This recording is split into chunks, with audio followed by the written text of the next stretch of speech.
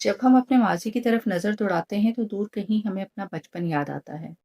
वो बचपन जिसमें तमाम बहन भाई एक साथ रहते थे, बल्कि एक लड़ी की तरह यकजान होते थे।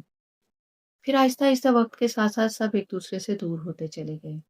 तब ऐसा लगता था कि हम हमेशा यूं ही रहेंगे, एक साथ।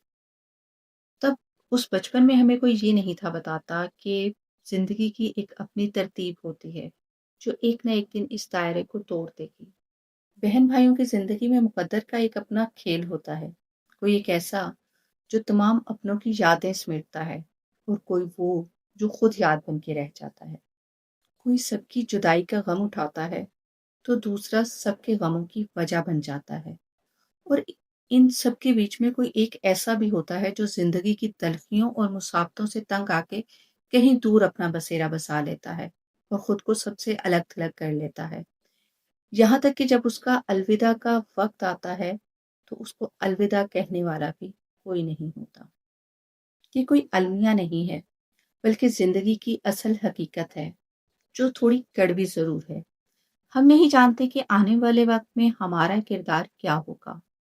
हम सबकी यादों का हिस्सा बन जाएंगे, या वो जो सबकी यादें लेकर जिंदगी के आखिरी लम्हे तक जिएगा। ये भी हो सकता है कि हम वो जख्म बन जाएं जिसको भरते भरते हमारे अपनों की पूरी जिंदगियां गुजर जाएं। इसलिए आज अगर आपके बहन भाई जिंदा हैं तो वक्त गुजरने से पहले पहले अपने रिश्तों की आबियारी करें। रिश्तों को जोड़े रखना ही जिंदगी का असल सुकून है। ऐसा ना हो कि वक्त गुजर जाए और फिर आप पछताते रह जाएं। शऊर की मंजिल यही है कि हम बिछड़ने का खौफ दिल में होने के बावजूद जिंदगी को भरपूर तरीके से जी लें। आज का वक्त बहुत कीमती है, इसे ज़ाया न करें। अभी के अभी अपने मोबाइल की स्क्रीन को ऑफ करें और जाएं। जो बहन भाई आपसे दूर है या जिससे आपने बहुत अरसे से बातचीत नहीं की, उसको या तो कॉल करें या फिर उससे जाके मुलाकात करें। और हाँ, मुलाकात के वक्त धीरे से उसको ये ज़रूर कहिएगा, कहें ईद मुबारक।